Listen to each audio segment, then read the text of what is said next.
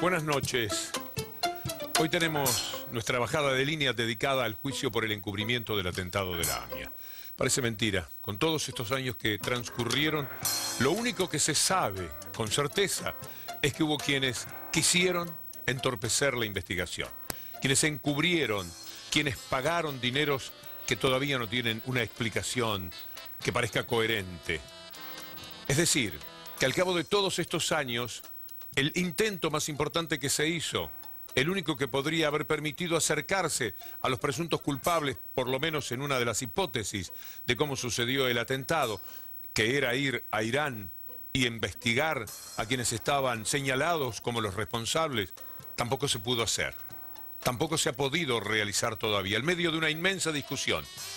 Y en ella, inserto, apareció el fiscal Nisman, con una denuncia que en realidad, si uno mira bien, dado lo descabellada que fue y lo que le costó a él mismo y el dolor que le costó al país, posiblemente estuviese inspirada en el deseo de evitar este juicio por encubrimiento, que es de lo que nos vamos a ocupar esta noche en nuestra bajada de línea. Enseguida volvemos.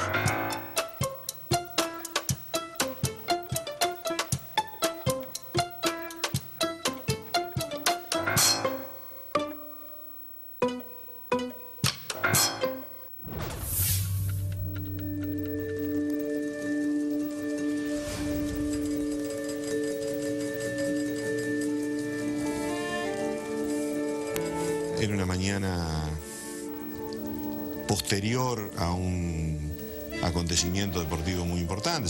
Se había jugado la final del Mundial de Fútbol. Las cosas estaban tranquilas, la gente caminaba por calle Pasteur con la tranquilidad de siempre. Ese día comenzó a las 6:30 de la mañana. Yo tenía mucho trabajo en AMIA. Le había pedido a mi hija Paola que me acompañara. Ella decidió que iba a venir tan temprano porque ella a las 10 se iba. Una mañana, una cosa normal.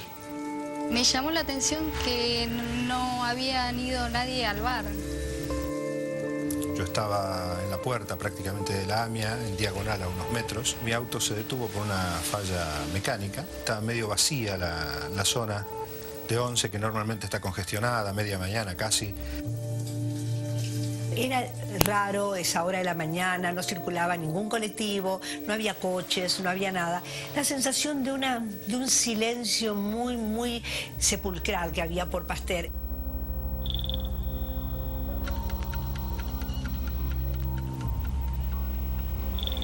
Agarro la calle Pasteur y me pongo a hablar con el portero. Cuando estoy chamullando con él, me fijo que hasta obviamente estaba limpio. Después le pregunto la hora y me dice 10 menos 5. Yo cruzo fijándome el tráfico que viene de Corrientes hacia Córdoba. No había un alma, no había nadie.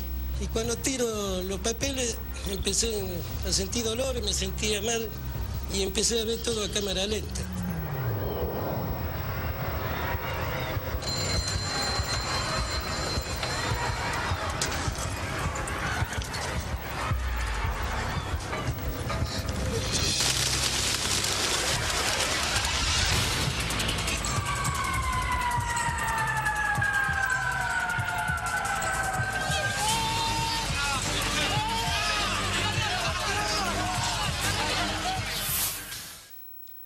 Era un día como tantos. ¿Qué podía hacer presumir esta tremenda tragedia? Y no ha sido posible saber qué cambió aquel día, que transformó en una pesadilla para siempre la vida de los familiares de las víctimas del atentado de la AMIA. Y es gravísimo que al cabo de 21 años no existan certezas.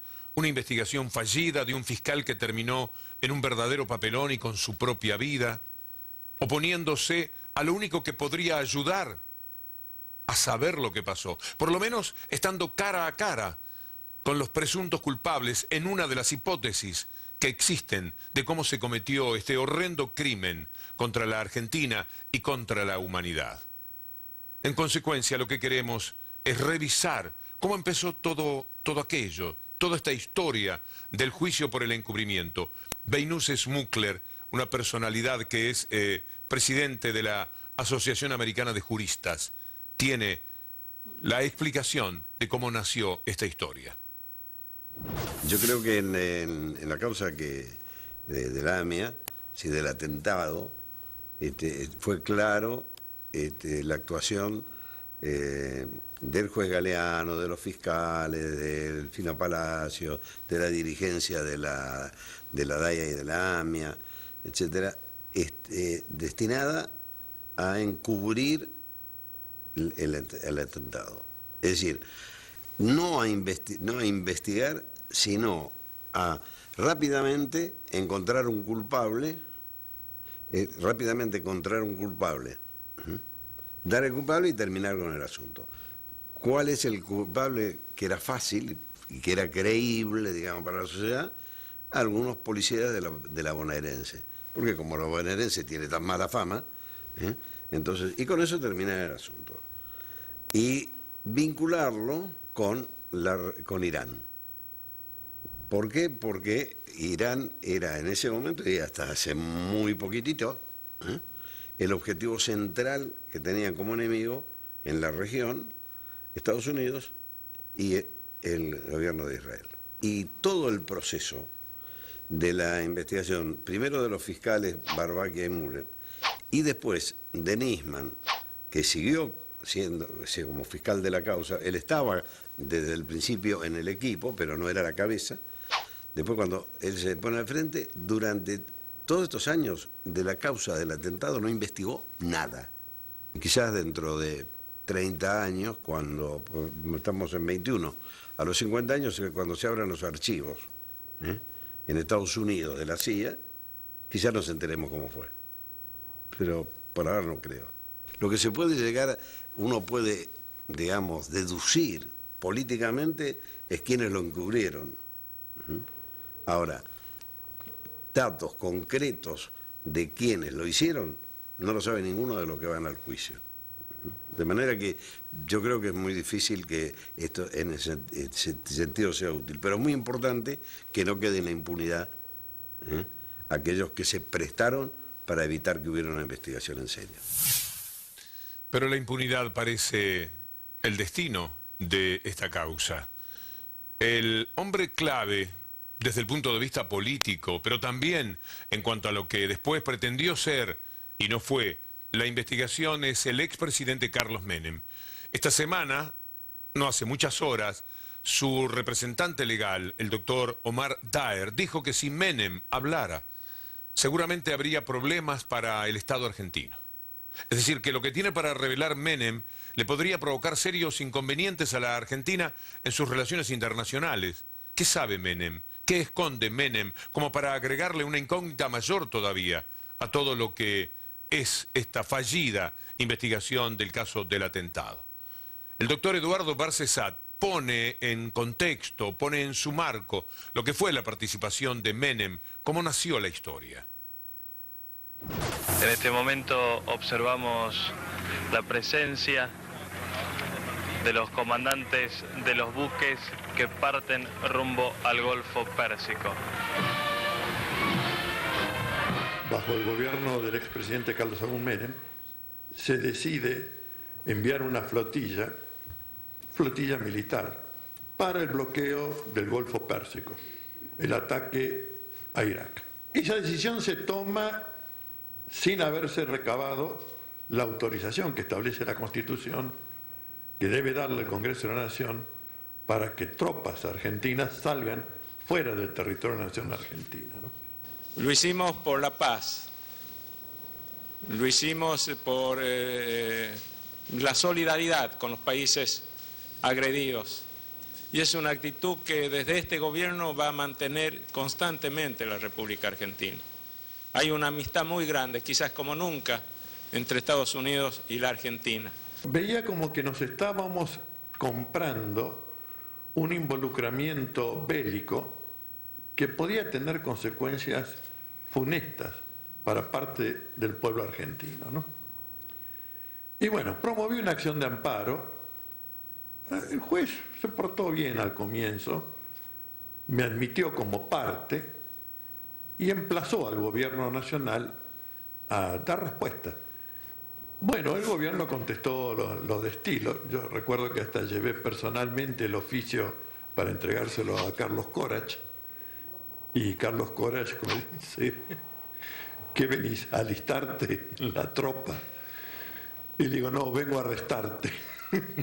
Bueno, pasado la escaramuza verbal, el gobierno manda un proyecto al Congreso de la Nación para que cuando ya las tropas estaban llegando, el Congreso autorizara. Y bueno, el Congreso autorizó. Y en medio de esto se produce la voladura de la Embajada de Israel. Nosotros tenemos 2 atentados terroristas genocidas cometidos bajo Estado de Derecho y no tenemos ninguna investigación de la que podamos decir algún, no digo una sentencia, algún mérito en la tarea investigativa.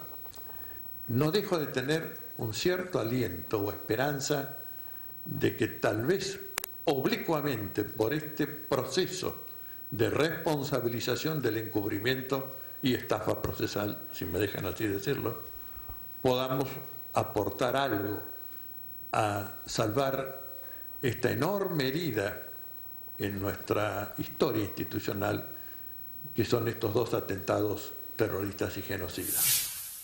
Hay que mantener la esperanza.